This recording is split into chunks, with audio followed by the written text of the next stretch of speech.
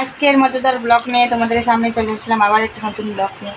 তো কেউ ব্লগটা দেখতে মিস করো না, সবাই ব্লগটা দেখো, দেখে কমেন্ট করে জানাবে যে আমি সঠিকভাবে করতে পারলাম কি না। দেখো আজকে ব্লগ কে কে কমলি শাক খেয়েছো। তো এটা হলো কমলি শাকগুলোকে ভালো করে ধুয়ে নিয়ে আসছি, আমি ধুয়ে কেটে নিয়ে আসছি। তো ওইটাকে আমি আজকে কী বানাবো বলতো, শাক বানাবো। তো কে কে কমলি শাক খেয়েছো একটু কমেন্টে জানাবে। আর কমলি শাক খেতে কীরকম হয়, কীরকম টেস্টি, তো তোমরা যারা খেয়েছো তো তোমরা জানতেই পারো। তো জেনে একটু কমেন্ট করে বলবে যে কীরকম লাগে কমলি শাক খেতে। আর এটা হলো, আর এখানে দেখো এটা হচ্ছে কমলি শাকের ডাঁটা, মোটামুটি ডাঁটাগুলো ছিল। তো কেটে আমি রেখে দিয়েছি, সম্পূর্ণ ডাঁটাগুলো দিইনি কমলি শাকের মধ্যে। তো এটা দিয়ে আমি একটা আজকে তোমরা তো শুকটি মাছ খেয়েছো, তো শুকটি মাছের চচ্চড়ি বানাবো। তো দেখো এটার মধ্যে কমলি শাকের ডাঁটা দিয়েছি, আর এসে ঝিঙ্গা দিয়েছি, আর এসে এই যে কচুর একটু মুখ ছিল ওইটা দিয়েছি, আলু দিয়েছি। তো এটা দিয়ে আমি চচ্চড়ি বানাবো। তো এটার মধ্যে আমি কী কী দেবো তোমাদেরকে বলবো আজকে আমি। তো এই যে শুটকি মাছ বেশি দেয়নি, মানে একটু স্যান্টের জন্য আমি দুটাই, এই যে শুটকি মাছ দিচ্ছি, এইটা রসুন। তো শুটকি মাছের চচ্চড়িটার মধ্যে তো এটা লাগেই। আর রসুন, সম্পূর্ণ রসুনগুলো দিব না, আমি অর্ধেকটা রসুন দিব শুটকি মাছের তরকারিতে, আর অর্ধেকটা আমি শাকে দিব। আর এটা হচ্ছে দেখো কাঁচা লঙ্কা কেটেও দিতে পারো, তোমরা বেটেও দিতে পারো। তো আমি বেটে দেবো, আমার কাছে বাটতে খুব ভালো লাগে, তো আমি বেটেই দেবো এটা। তো কী করে রান্না করবো সম্পূর্ণ তোমাদেরকে দেখাবো। তো খেতে কীরকম টেস্টি, দেখে তোমাদের যদি ভালো লাগে তোমরা একবার ঘরে বানিয়ে খেয়ে দেখবে যে কমলি শাকের ডাঁটাগুলো দিয়ে চচ্চড়ি খেতে কীরকম লাগে।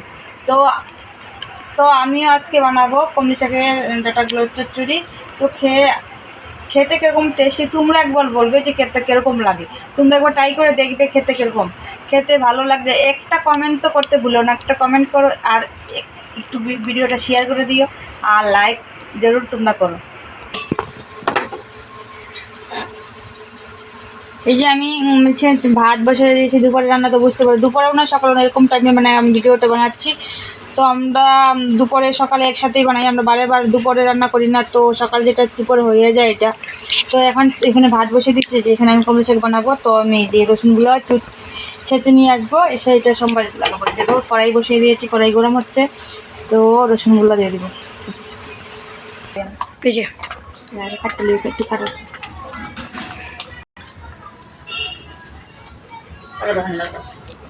ঘুরালে বড় প্যাকেটটা দিয়ে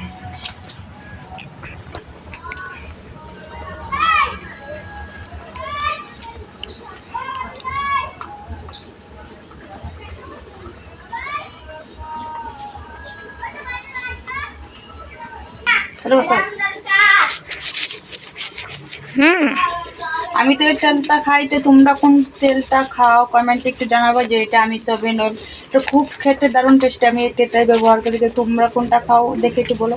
এই তেলেটা আমি দেখো, এই যে শাকটাকে আমি কমলি শাকটাকে সোমবার দেবো, তার জন্য দেখো রসুন ছেঁচে নিয়েছি, লঙ্কা কেটে দিয়েছি, তেল ঢেলে দিচ্ছি।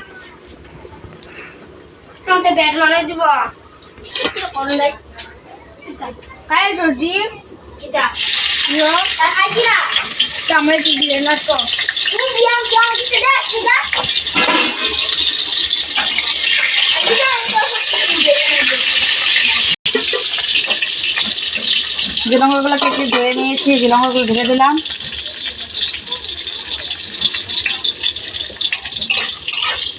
রসুনগুলো হালকা একটু কালারগুলো একটু চেঞ্জ হয়ে যাবে, তারপরে দিয়ে দিব।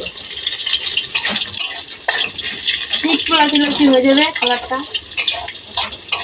একটু রসুনগুলো একটু হালকা ভাজা হয়ে যাবে, তারপরে দিয়ে দিব।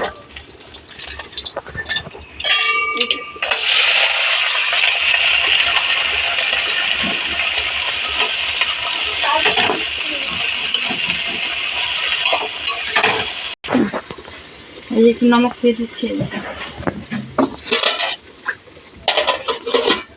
একটু হলদি দিয়ে দিচ্ছি। যারা শাকে হলদি খাও তোমরা দিতে পারো, আর যারা না খাও তাহলে দেওয়ার দরকার নেই।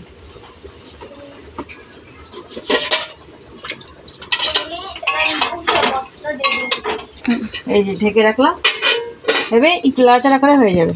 কি 5-6 মিনিট, 7-8 মিনিটের মধ্যে হয়ে যাবে শাকটা। তো এভাবে ঢেকে রাখলাম। তো এটা এখন খুলবো, ঢাকনাটা খোলার পরেই। কমলি শাক এত বেশি ভাজতে লাগে না, হালকা একটু চপচপানে ঝোল খেয়ে দেখবে দারুণ টেস্টি। তো এখানে ব্লগটা আমি রাখলাম। তো